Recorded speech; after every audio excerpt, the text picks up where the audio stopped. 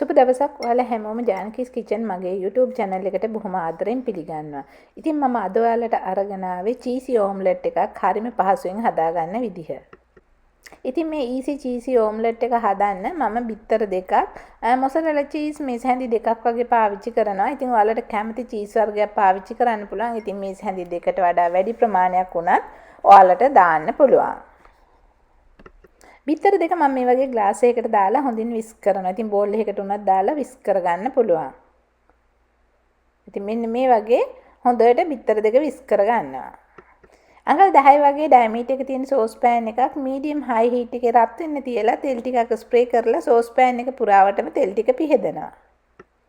Sauce පෑන් එකේ යන්තමට රත් වෙනකොට හොඳින් බීට් කරපු බිත්තර දෙක සෝස් පෑන් එකට දානවා.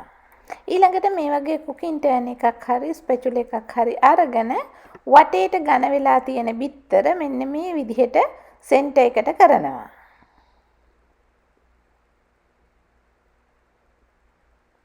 ඉතින් මේ වගේ සෙන්ටර් එකට කරනකොට සෝස් පෑන් එකේ තියෙන දියාරු බිත්තර ටික ආපහු වටේට කරකවලා දාන්නත් පුළුවන්. එහෙම නැත්නම් නිකම්ම වුණත් ඒ බිත්තර ටික වටේට යනවා. දැන් මේ ඔයාලට පේනවනේ මම අර ඝන ටික මේ වගේ සෙන්ටර් එකට කරනකොට බිත්තර දියාරුවට තියෙන ටික වටේට යනවා. ඉතින් එහෙම නැත්නම් මෙන්න මේ වගේ සෝස් පෑන් එක කරකවලා ඉතුරු බිත්තර ටික වටේට දානවා.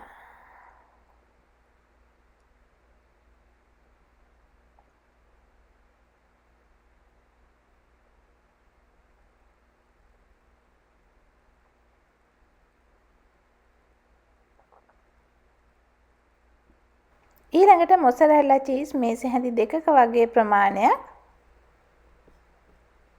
දැන් මේ බිත්තර එකේ සෙන්ටර් එකෙන් මෙන්න මේ වගේ දිග අතට දානවා.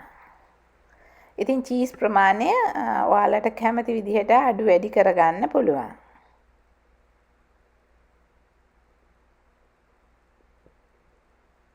ඊළඟට ස්පැචුලා එක හරි කුකින් ටර්න් එක හරි අරගෙන බිත්තරේ මෙන්න මේ වගේ නමනවා.